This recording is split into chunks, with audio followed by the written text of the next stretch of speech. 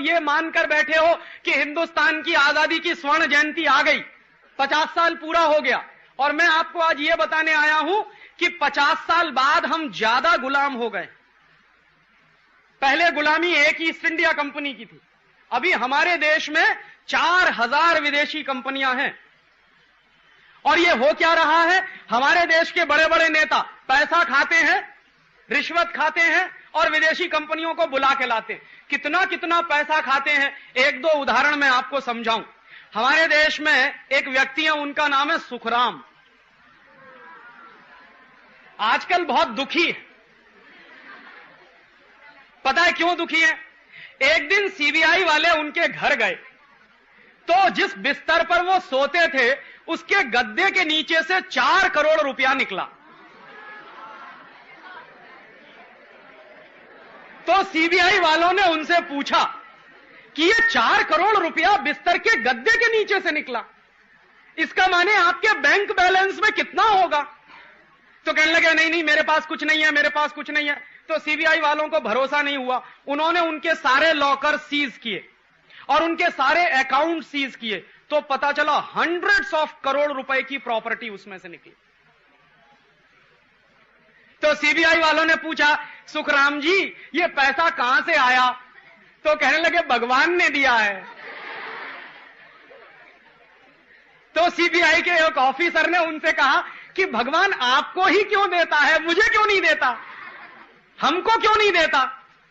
बाद में सीबीआई ने जब तपास की सुखराम के बारे में, तो पता है जानकारी क्या मिली? जानकारी मिली कि जब ये व्यक्ति हिंदुस्तान के मंत्री थे, सैटेलाइट टेलीकम्युनिकेशन के मिनिस्टर थे, तब इन्होंने क्या किया, हिंदुस्तान की एक सबसे बड़ी कंपनी है आईटीआई, स्वदेशी है हमारे देश की, टेलीफोन बनाती है। तो जो आईटीआई कंपनी टेलीफोन बनाती है, तो उसका जो टेलीफोन का एपरेटस है ना, फोन और उसका क्रेडल दोनों मिला के एपरेटस, वो जितने रुपए में हमको देती है, 100 रुपए में, 125 रुपए में, 150 रुपए में हमको देती है आईटीआई। सुखराम साहब ने क्या किया कि अब आईटीआई का नहीं लेंगे, अमेरिका की कंपनी का खरीदेंगे। तो अमेरिका की कंपनी ने वो एपरेटस बेचना शुरू किया 600 रुपए में। हमारे देश में बनता था 150 रुपए का, सुखराम साहब ने वो नहीं खरीदा, अमेरिका से खरीद कर लाएंगे 600 रुपए में। तो उससे क्या होगा, अमेरिका की कंपनी को जो 450 रुपए का मुनाफा होगा, उसमें से कुछ सुखराम साहब को कमीशन मिलेगा। उसका नतीजा क्या हुआ, हमारे देश की सबसे बड़ी आईटीआई नाम की कंपनी तो डिवीजन बंद हो गए, अभी 4 डिवीजन बंद होने वाले हैं, उसके 6 डिवीजन है सारे देश में। तो 2 डिवीजन बंद हो गए क्योंकि वो जो सामान बनाते थे सुखराम साहब ने खरीदना बंद कर दिया, अमेरिका से खरीदना शुरू किया और उसमें करोड़ों रुपए का घोटाला किया, वो पैसा उनको मिला। तो ये किसी मीर जाफर से कम है क्या? लेकिन दुर्भाग्य क्या है, इनको हमने 5 साल तक मंत्री बना के रखा। तो आप सोचिए कि 5 साल में इन्होंने क्या किया होगा इस देश में। ऐसे ही एक दूसरे मीर जाफर हैं, उनका नाम है सुश्री जयललिता।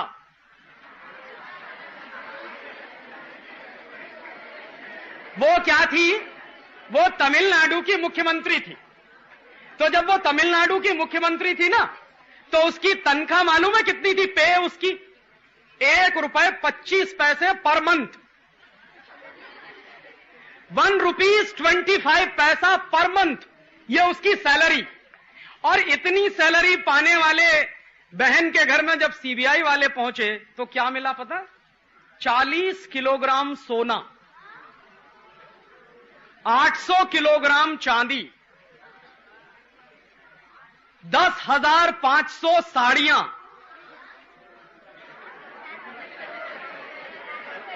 और सुनिए 7,500 सैंडल और सुनिए 44 एयर कंडीशनर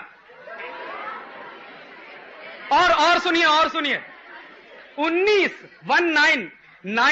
लिम्यूजिन कार्स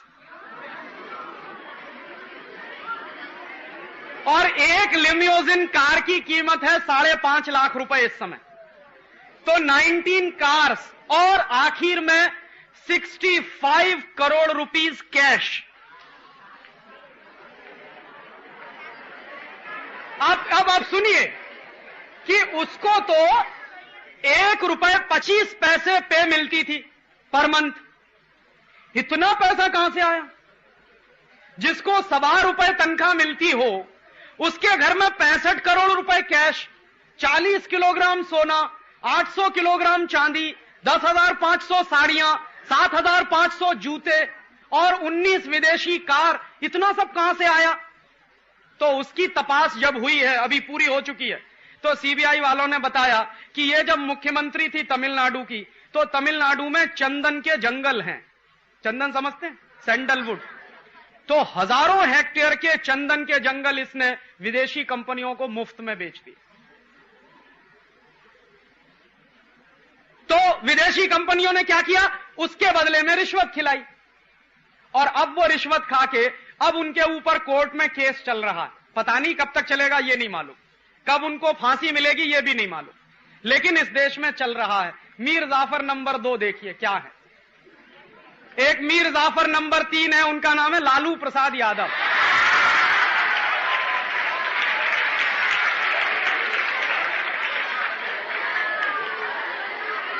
अब उन्होंने क्या किया है, सुनिए सुनिए सुनिए, वो इन दोनों के बाप हैं। उन्होंने क्या किया, 960 करोड़ रुपया हजम कर गए। माने इतने रुपए में बिहार के पशुओं को चारा मिलता, उनके लिए भोजन मिलता, गाय को, भैंस को, बकरी को, वो सारा का सारा चारे का पैसा वो खुद खा गए। जो चारा घोटाला हुआ ना, वो यही घोटाला है। और देखो क्या दुर्भाग्य है इस देश का कि जो आदमी 960 करोड़ रुपए की रिश्वत खाता है, वो 7 साल तक मुख्यमंत्री रहा, और अभी भी उसकी बीवी मुख्यमंत्री।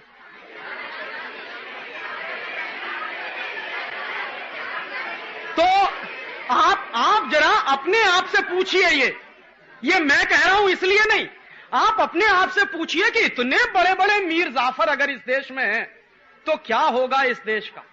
सोचिए जरा। बेचारा जो मीर जाफर था वो तो करोड़ 2 करोड़ रुपए में बिका, ये तो 960 करोड़ खाते हैं। और रोज आप अखबार पढ़िए तो कोई भी दिन ऐसा बाकी नहीं जाता जिस दिन हजारों करोड़ का घोटाला ना होता। तो आप जरा सोचिए कि क्या इसी के लिए हमने आजादी पाई थी? माने एक मीर जाफर के कारण 250 साल गुलाम हो गए। अब आजादी के 50 साल के बाद ऐसे ही मीर जाफरों को हिंदुस्तान में फिर से, और तब दोस्तों हम सबको यह सोचना पड़ेगा कि कुछ गड़बड़ हो रही है इस देश में। क्या गड़बड़ हो रही है? ये सारे के सारे बड़े नेता विदेशी कंपनियों को बुला बुला के उनसे रिश्वत खा खा के हिंदुस्तान को बेच रहे हैं। और क्या हो गया है, ये एक बाजू में है, दूसरे बाजू में एक और दूसरी बड़ी दुर्घटना इस देश में चल रही है कि जिन विदेशी कंपनियों को ये नेता बुलाकर लाते हैं, उनका सामान कौन खरीदता? हम सब लोग खरीदते। माने हम भी छोटे छोटे मीर जाफर हैं। तो क्या होता है कि विदेशी कंपनी का सामान हम खरीद कर लाते हैं, दुकानदार को पैसा देते हैं, दुकानदार क्या करता है, उस पैसे को विदेशी कंपनी को पहुंचाता है। विदेशी कंपनी चूंकि दूसरे देश से आई है, तो वो आपके देश का पैसा अपने देश में ले जाती है।